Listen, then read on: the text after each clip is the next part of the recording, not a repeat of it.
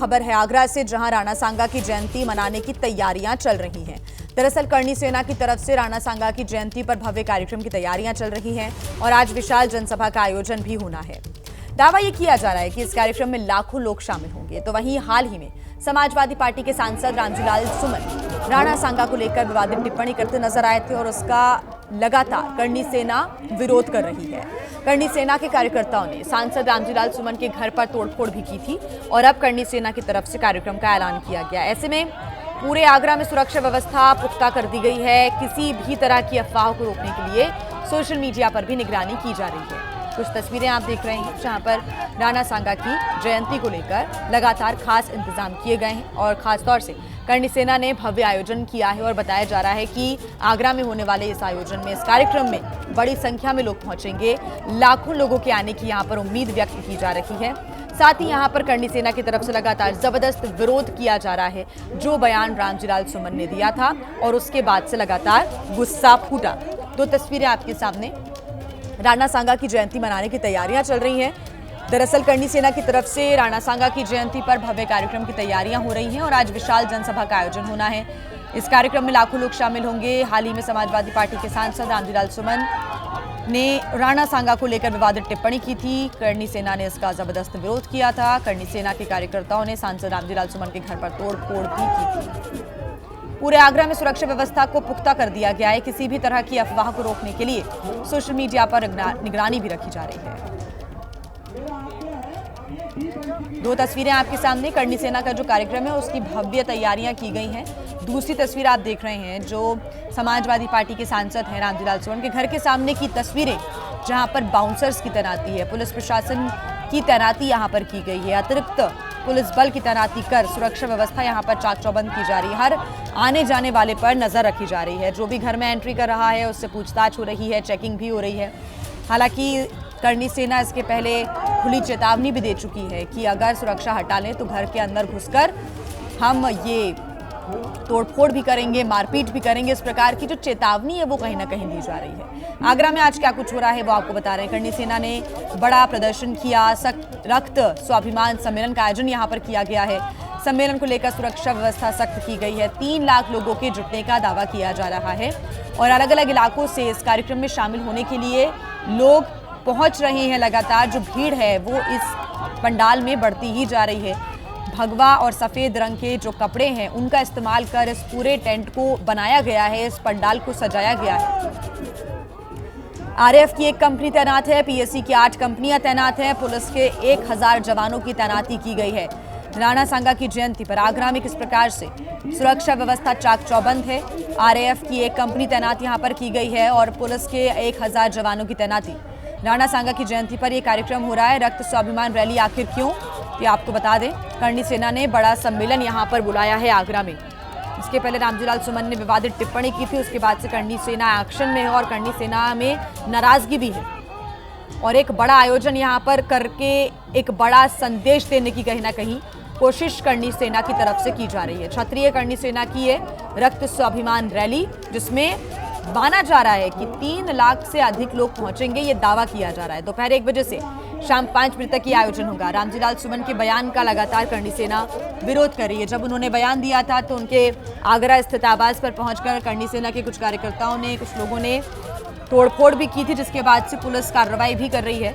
हालांकि आज की बात करें तो आज अतिरिक्त पुलिस बलों की तैनाती की गई है। सुरक्षा व्यवस्था रामजीलाल सुमन के आवास की भी बढ़ा दी गई है।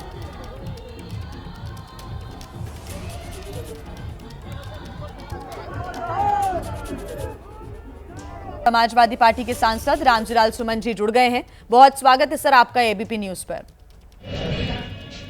रामजीलाल सुमन जी, करणी सेना ने आपके खिलाफ धमकी दी है, क्या आप मानते हैं कि आपसे गलती हुई है या फिर इस मामले को सियासी रंग दिया जा रहा है?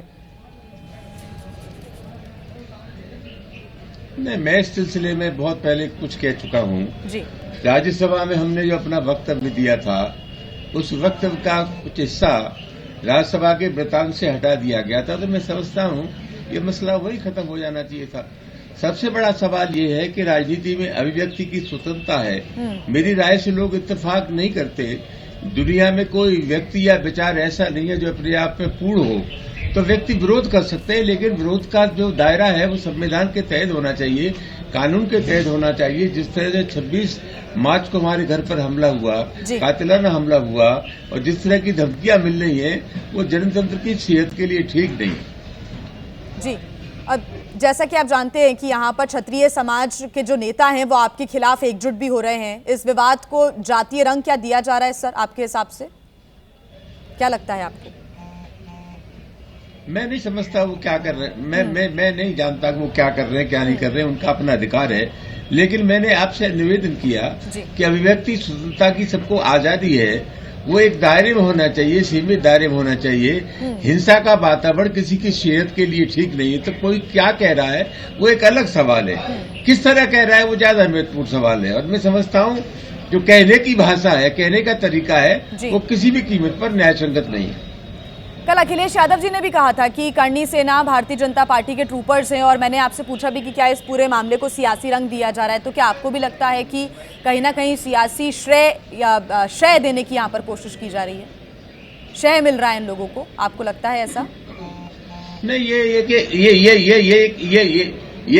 एक मनोवृत्ति है, सरकारी संरक्षण में हो रहा है, एक मनोवृत्ति है। ये वही लोग हैं, जब श्री अखिलेश यादव उत्तर प्रदेश के मुख्यमंत्री ले रहे तो उनका घर छोड़ने के बाद उसको गंगा जल से साफ किया गया। ये वही लोग हैं जो राजस्थान विधानसभा में प्रतिपक्ष के जो नेता थे वो दर्शन करने गए मंदिर में, फिर मंदिर की धुलाई की गई। ये वही लोग हैं जो गरीब लोगों की, दलितों की बारात नहीं चढ़ने देते। तो कुल मिलाकर के एक जहरियत है, एक मानसिकता है। ये लोग चाहते हैं कि जिस वातावरण में कमजोर वर्गों के, दलितों के पुरखे रहते, उसी वातावरण में आज की पीढ़ी रहे, ये संभव नहीं है। तो ये लड़ाई सही मानों में एक विचारधारा से लड़ाई है, एक जहनियत से लड़ाई है। और कुल मिलाकर के जो स्थिति पैदा की जा रही है पूरे उत्तर प्रदेश में, वो उत्तर प्रदेश की स्थिति के लिए पूरी तरह राज्य सरकार जिम्मेदार है। पर जातीय रंग तो आप भी दे रहे हैं, आप भी दलितों की बात लेकर सामने आ गए कि धुलाई हो जाती है मंदिर की, ये सब किया जाता है। तो जातीय रंग तो आप भी दे रहे हैं इसमें, आपका भी कहीं ना कहीं योगदान हो रहा है इसमें। नहीं, हम नहीं दे, हम देखिए हम एकदम नहीं दे रहे हैं। हमारा कहना क्या है, हमारा कहना ये है गड़ी बुद्धि नहीं उखाड़ना चाहिए। मैं आपसे पूछना चाहता हूँ, जब 1991 में संसद में एक कानून बन गया कि 15 अगस्त 1947 से पहले जहाँ मंदिर था मंदिर रहेगा, जहाँ मस्जिद थी मस्जिद रहेगी, तो कुल मिलाकर के वो सब सवाल जो संसद के मार्फत तय हो गए थे, ये कौन उठा रहा है इन सब सवालों को? होली के त्योहार पर वातावरण किसने खराब किया? ये कुल मिलाकर के जो हालत पैदा हो गई है, वो हालत को कहीं न कहीं से संरक्षण है। और मैं समझता हूँ अगर पुराने गड़े मुद्दे उखड़ेंगे तो फिर और कहीं से भी इसको जवाब देने की कोशिश की जाएगी। आप कह रहे हैं कि संरक्षण है यहाँ पर सरकार का, लेकिन उन्हीं की तो पुलिस आपको सुरक्षा भी दे रही है। आज आपने देखा कि घर के बाहर सुरक्षा बल की तैनाती है ताकि कोई अप्रिय स्थिति ना घटे। 26 मार्च को हमारे घर पर जो कुछ हुआ, प्राणघातक हमला हुआ, शीशे तोड़े गए, गाड़ियां तोड़ी गई, मैं समझता हूँ पिछली बार जो कुछ हुआ उससे सबक लेकर के प्रशासन ने ये इंतजाम किया है उन सब घटनाओं की पुनरावृत्ति नहीं हो। और जिस तरह का हिंसक वातावरण बनाने का प्रयास किया गया पिछले 21 मार्च के बाद, जो धमकियां दी गई, जो जिस तरह का वातावरण बनाया गया कि गोली मार देंगे, कान काट लेंगे, नाक देंगे, प्रशासन के पास अपनी खुफिया जानकारी होती है। और मैं समझता हूँ उसी संदर्भ में प्रशासन ने ये तैयारी की है। लेकिन जो पहले आपके घर के सामने हुआ उसको लेकर सरकार जिम्मेदार है, यानी कि सरकार को मालूम था, इनपुट्स थे उनके पास, और ये जानबूझकर किया गया। मैं ये समझता हूँ जी, मैं समझता हूँ कि कोई भी स्थिति है उससे निपटने के लिए प्रशासन पूरी तरह सक्षम है। वो व्यवस्था कहीं लचर रही, उसमें कहीं खामियां रही।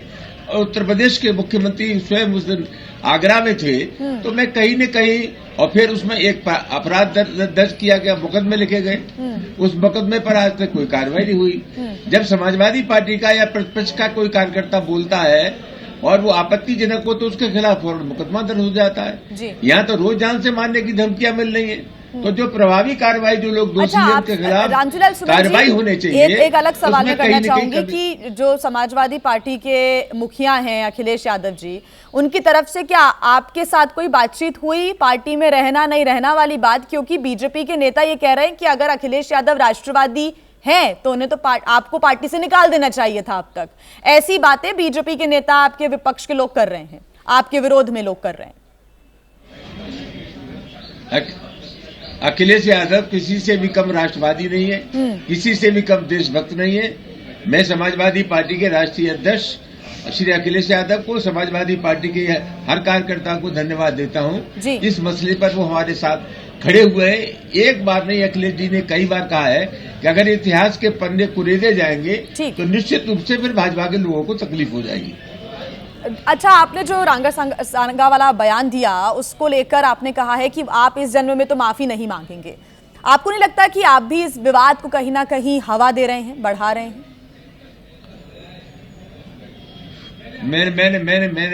मैंने इस सवाल पर जो कुछ कहा अब तक बहुत कह चुका हूं।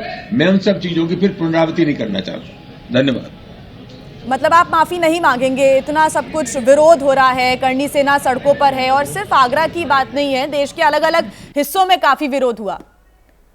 ठीक है, समाजवादी पार्टी के सांसद रामजीलाल सुमन जी हमारे साथ जुड़े हुए थे। सीधे तौर पर आखिरी बात उन्होंने यही कही है कि वो माफी नहीं मांगेंगे। आज राणा सांगा की जयंती है। एक तरफ तो जहां आगरा में भव्य आयोजन हो रहा है, लाखों की तादाद में यहां पर लोग पहुंच रहे हैं, दूसरी तरफ रामजीलाल सुमन ने साफ कर दिया है कि वो माफी तो कम से कम नहीं मांगेंगे। और समाजवादी पार्टी के मुखिया से लेकर बड़े नेता उनके समर्थन में है, ये भी उन्होंने कहा है। और इसके लिए उन्होंने धन्यवाद भी दिया है अखिलेश यादव को कि वो उनकी बात पर समर्थन करते हैं और उनके साथ खड़े हुए हैं। जैसा कि तमाम आरोप यहां पर समाजवादी पार्टी के नेताओं पर भी लग रहे थे, अखिलेश यादव पर भी लग रहे थे। अखिलेश यादव ने भी रामजीलाल सुमन का समर्थन किया है। इसके पहले तमाम बातें भी सामने आई हैं, लेकिन राणा सांगा वाले बयान पर रामजीलाल सुमन ने कहा है कि वो माफी नहीं मांगेंगे। मेरे बयान से असहमति हो सकती है, ये उन्होंने कहा है। विरोध करने के लिए हिंसा का रास्ता सही नहीं है। रामजीलाल सुमन ने कहा सरकार के संरक्षण में इस तरह के जो हालात हैं वो बन रहे हैं, और जो कानून व्यवस्था ठीक करने का जिम्मा होता है, सुचारू ढंग से आगे बढ़ाने का जिम्मा होता है, वो कहीं ना कहीं सरकार का होता है। और जो उनके घर पर हमला हुआ, इसमें सरकार कहीं ना कहीं फेल साबित हुई है। रामजीलाल सुमन ये भी कहते हुए दिखाई दिए हैं। हालांकि आज उनके घर के सामने की जो व्यवस्था है सुरक्षा को लेकर, वो चाक चौबंद नजर आ रही है। उन्होंने कहा है कि जो पहले हमले हुए उसी से सीख लेकर ये तमाम प्रयास अब किए जा रहे हैं। तो आज हनुमान जयंती है और देश भर के हनुमान मंदिरों में श्रद्धालु दर्शन करने के लिए पहुंच रहे हैं। शहर शहर शोभा यात्रा निकाली जा रही है। तस्वीरें आई है, आपको हम दिखा देते हैं। अलग अलग इलाकों की तस्वीरें सामने आई हैं। लखीमपुर खीरी की तस्वीर आप देख रहे हैं, लखनऊ, वाराणसी, दिल्ली और जबलपुर, कलबुर्गी की तस्वीर, अयोध्या, शिमला, प्रयागराज की तस्वीरें आपके सामने, जहां पर बड़ी संख्या में सुबह से ही जो श्रद्धालु हैं वो हनुमान जयंती के मौके पर पहुंचे हुए हैं और नाच गाकर इस पूरे पर्व को मनाया जा रहा है। हनुमान जयंती पर शोभा यात्रा निकाली जा रही है। दिल्ली की भी तस्वीरें आप देख रहे हैं। जबलपुर से ये तस्वीरें सामने आई है जहां पर मंदिरों को सजाया गया है। ये कोलकाता की तस्वीर आप देख रहे हैं जहां पर भगवा झंडा लिए हाथ में जुलूस निकाला जा रहा है।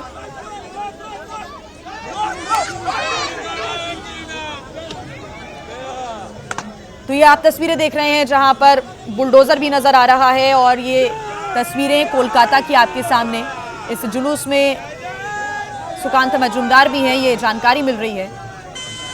भगवा झंडे लिए हनुमान जयंती के अवसर पर जुलूस कोलकाता की सड़कों पर बुलडोजर के साथ।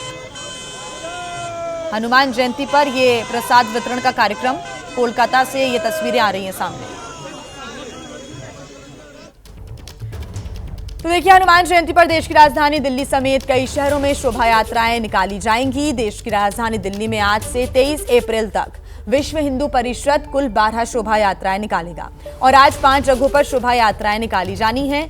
2022 में दिल्ली में हनुमान जयंती पर दंगे का दंश देखने को मिला था। ये दिल्ली झेल चुकी है इस दंश को। दिल्ली में सुरक्षा के पुख्ता इंतजाम इस बार किए गए हैं और वीएचपी की आज पालम, बख्तावरपुर, जहांगीरपुरी, मयूर विहार और जैतपुर में शोभा यात्रा निकाली जाएंगी।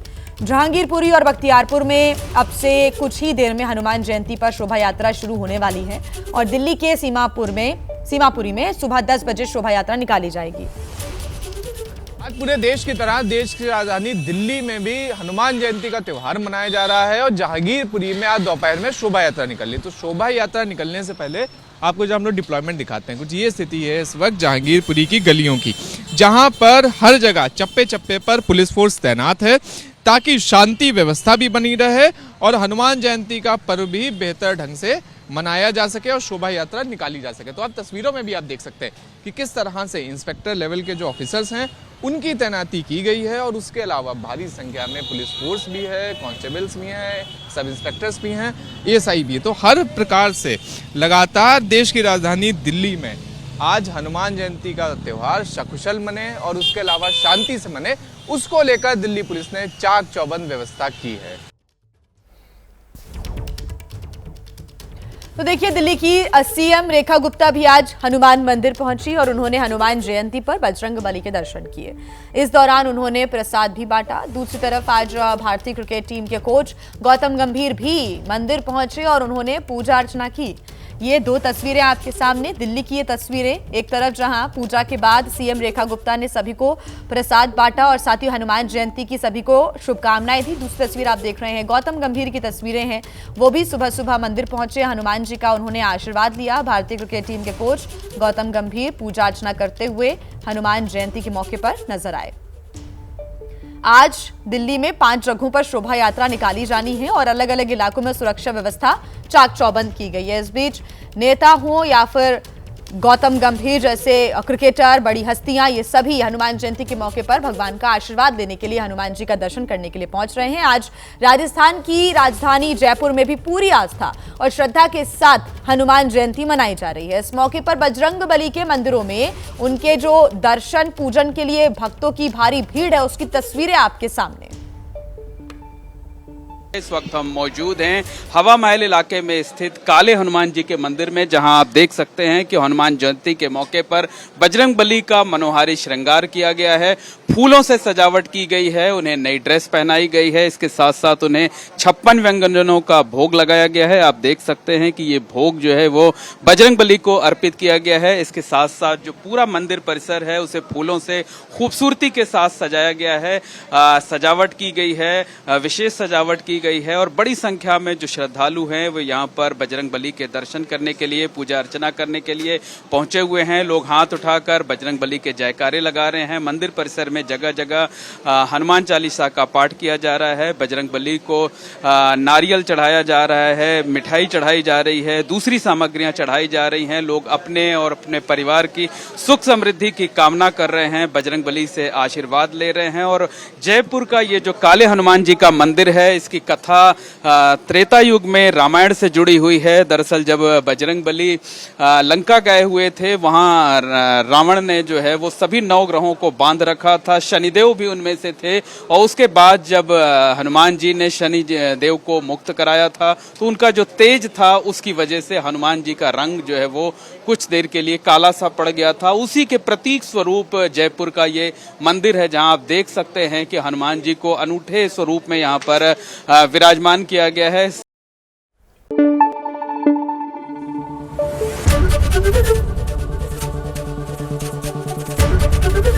एबीपी न्यूज आपको रखे आगे।